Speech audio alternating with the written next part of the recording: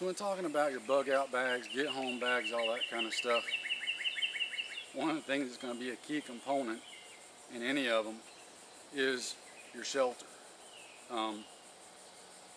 Depending on what you're doing, the time of year, the weather, and the terrain will kind of dictate what kind of shelter you use. Now, obviously, you want to keep it as light as possible, but you still need to strike that balance of good protection from the elements. Now, in speaking of your bag and what you're carrying,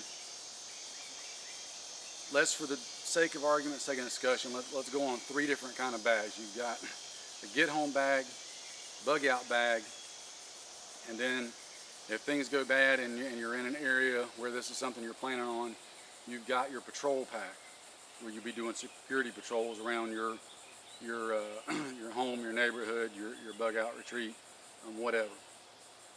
For this discussion, I'm not including the patrol pack. This is going to be more for a bug out bag, or excuse me, ideally probably even a get home bag. You want your shelter system to be light, compact, easy to put up, easy to put down. And one of those things that gives you a good option is a hammock. Hammocks are easy to put up quick, take down quick. A lot of advantages to a hammock. Some disadvantages to a hammock. If you're in an environment where there's potentially going to be a lot of shooting, if you've got concerns of bullets flying, that sort of thing, you probably want to be as close to the ground as possible. Kind of rules out a hammock for the most part, although you can string your hammock up just off the ground and not really be much higher than what you would be in a tent or something like that. So you can mitigate that a little bit. One of the things you got to take into consideration, especially let's say for a get home bag, you've got to think about the terrain and area that you're going to have to get home through.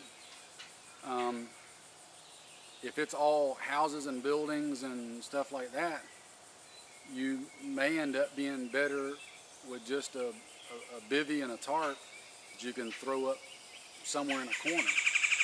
If you've got a lot of wooded areas that you're going to go by, even just the small wooded areas around like interstates off the side of the road, those sort of things, a hammock might be a good option because you can string it up real quick in there, be pretty low profile and still be comfortable.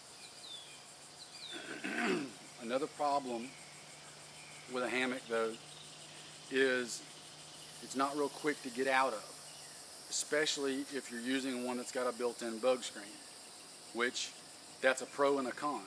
It's nice to have that built-in bug screen, so if you're setting up, you don't have to set up a separate bug screen and have one more thing to put up or take down like you would if you were setting up underneath a tarp shelter or something. But on the flip side, it's slower and harder to get in and out of. It also means that your gear is going to be underneath you or whatever, and not right there within arm's reach. So pros and cons. I think it's a good option, good idea to have. The one I'm going to show today is one I did a video on a long time ago, and I don't even think it's up anymore. But this is Snugpak's hammock. It's got the built-in bug net on it. Out here where I'm at, this is an absolute must. You couldn't sleep on the ground in here if you wanted to. The bugs are just too thick and too much. They could put you into anaphylactic shock. There's so many of them in here, between the mosquitoes and the yellow flies, and that's just the flying ones. We're not even getting to what's on the ground with the centipedes and the spiders and all the other stuff. The ground here, there's not 2 square feet that's flat and level. It's all uneven. There's dead wood and tree limbs everywhere. This is actually a swampy area. Normally this is about calf deep in water in here. Sometimes it dries out. Right now we're in a little bit of a dry spell, so It's a rarity for it to be this dry, but normally even if there's not standing water, the ground's real squishy and wet and the water squishes up as you step on it. Trying to sleep on that kind of ground, it's going to be really, really uncomfortable and impossible. This will get you up off the ground. Doesn't matter if there's water on the ground, anything else, you're good to go. You got a built-in bug screen, you got the bugs away from you. You're not on the ground for things to be crawling inside with you. So think about all that. I'm going to get this set up and show you what we got. We'll be right back. Alright guys, so here I've got the hammock set up. Really simple, only takes just a minute or two. You've got carabiners already on each end. You've got the ropes that come with it. 550 cord that's got knots already tied in it. You just loop it around the tree, clip your carabiners in on either end. Then you take your extra lines that you've got, and I like to take and guy out the mosquito netting up top so it pulls it away from you a little bit more. And then all I do just to kind of spread it apart is just find you two little small sticks and cut them small, and then put that, just kind of wedge it in between the tabs up there for the netting, and it just kind of boxes it out a little bit and just holds it open so that the mosquito netting is not actually touching you. Other than that, you're pretty good to go. You've got you're up off the ground. You've got something comfortable to sleep in. You've got bug protection. So the only other thing we got to do now is let's put something over us to keep the rain off of us and the dew and all that kind of stuff. So let's get a cover up. All right. So as you can see, I'm pretty well covered up now. Really easy with the tarp.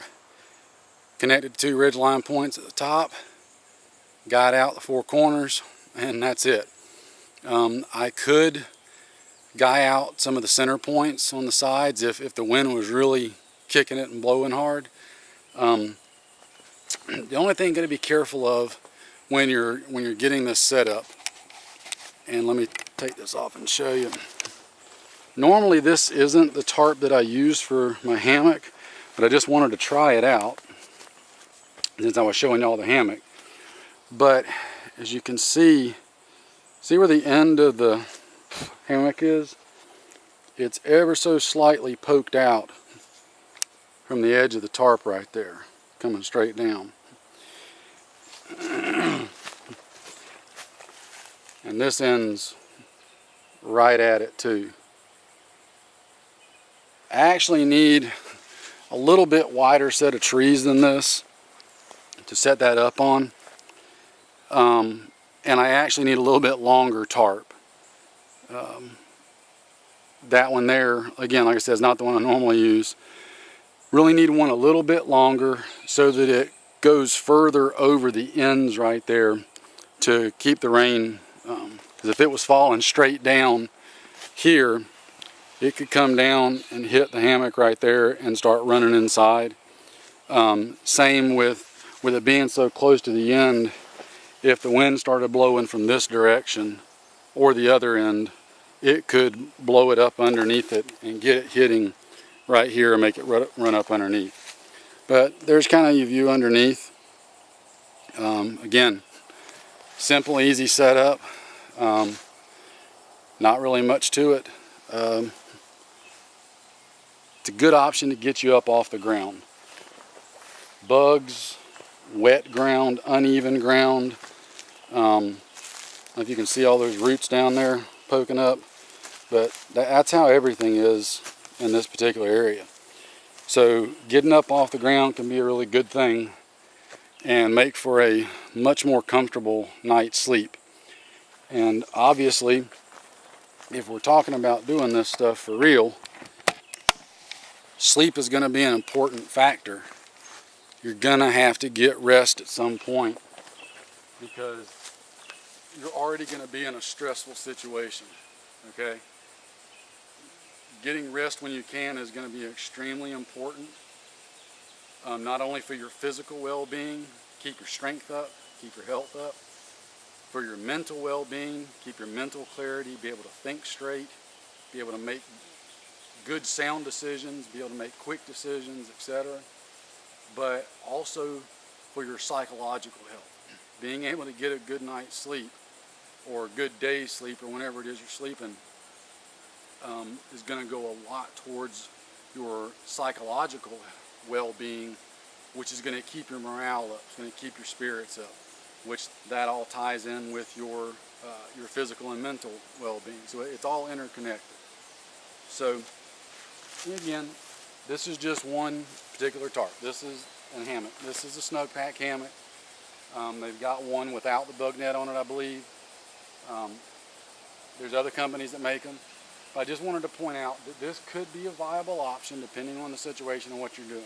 For a get-home bag, if you've got anywhere between where you think you may be and your home, and you've got trees, little stands of woods, whatever, you can figure out a way to set up a hammock.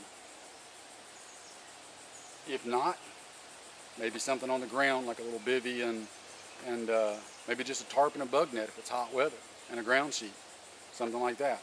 That may be a better option for you. But this is just one option for your consideration. So I'm going to crawl in here for just a minute, and I think I'm going to just enjoy the quiet for a little while before it's time to head back to the house. So I would have been smart and would have brought all my other stuff with me. I could have made me a cup of coffee. As it is, I didn't. So y'all have a good one, guys. Take care, stay safe, and we'll see you next time.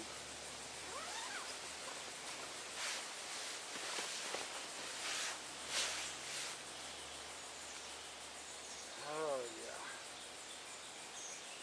this is it.